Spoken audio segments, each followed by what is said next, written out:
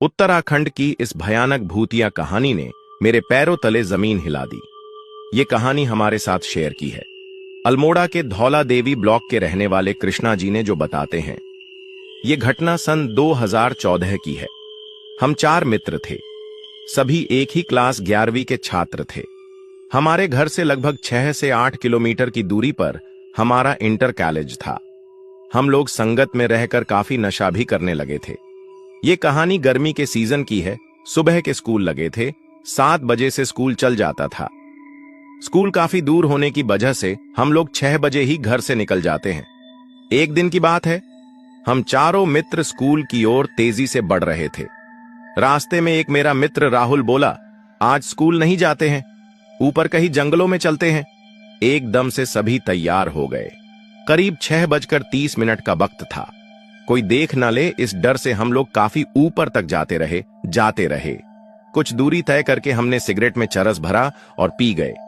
फिर हम सभी दोस्त फिर से ऊपर की ओर चलते रहे। अचानक एक समतल से एरिया आया जिसमें एक छोटी सी गुफा थी। एक मेरा मित्र अंकुर बोला, इस गुफा के अंदर चलते हैं। परंतु मेरे मन में डर आ गया और मैंने अंदर जाने से मना कर दिया। परंतु वो तीनों अंदर चले गए। करीब 1 से 1.5 घंटे का वक्त निकल गया, परंतु वो लोग बाहर नहीं आए। मैं पूरी तरह से डर गया, परंतु उनको अकेला छोड़ के आ भी नहीं सकता। फिर मैंने सोचा, जो होगा देखा जाएगा, और धीरे धीरे अंदर की ओर चलता गया। जितना गुफा के अंदर जाते जा रहा था, गुफा अंदर की ओर उतनी ही छोटी होते जा रही थी। परंतु 500 मीटर अंदर जाने के बाद भी उन तीनों में से कोई नजर नहीं आ रहा था। पर मन में बहुत से घबराहट सी हो रही थी। फिर मन में ख्याल आया, एक बार जोर से आवाज लगाऊं। जैसे ही मैं जोर से चीखा, वैसे ही अंदर से बहुत ज्यादा, हद से ज्यादा चमगादड़ निकले और मुझे किसी के रोने की आवाज सुनाई दी। यह आवाज सुन के मेरे पैर कांपने लगे। फिर भी हिम्मत करके आगे की ओर बढ़ा। देखा, तीनों मेरे मित्र जमीन पर पड़े थे और अभी बेहोशी की हालत में थे।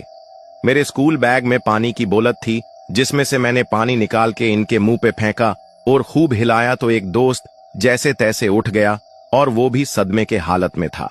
हम दोनों ने उन दोनों को खींच खींच के उस गुफा से बाहर निकाला और गांव वालों को जैसे तैसे वहां बुलाया और उन दोनों को अस्पताल पहुंचाया, और अस्पताल में जाके उन दोनों को होश आ गई थी। फिर सभी गांव वालों ने हमसे पूछा, आखिर हुआ क्या था। तब उन तीनों ने बताया, गुफा के अंदर बहुत बड़े बड़े बालों वाली, खूंखार दिखने वाली एक अजीब सी औरत थी, जिसे देख हम हक्के बक्के रह गए और बेहोश हो गए। कुछ दिनों बाद उनमें से एक लड़का अजीब सी हरकतें करने